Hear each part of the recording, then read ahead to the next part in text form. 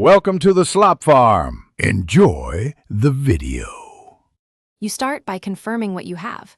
Press Windows plus R, type Directx, and save the report so you can compare later.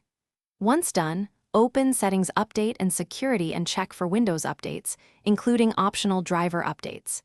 Make a system restore point now so you can roll back if anything breaks.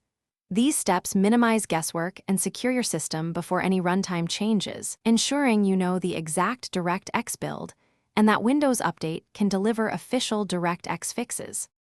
You should download the Directx end-user runtime web installer and run it as administrator so it can add legacy components that some games need. During setup, accept the license and let the installer place files. This does not replace the Windows 10-core Directx, but supplements missing APIs. Make sure you allow automatic driver updates if prompted, because GPU drivers and Directx work together. Once the installer finishes, don't jump into a game yet. Prepare to verify and restart to commit changes.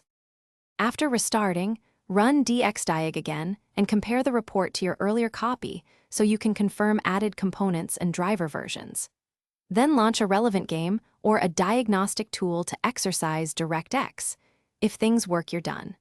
If you encounter crashes or missing DLL errors, reinstall your GPU drivers and run sfc/scano and dism to repair system files. As a key troubleshooting tip, use the system restore point you made earlier to return to a known good.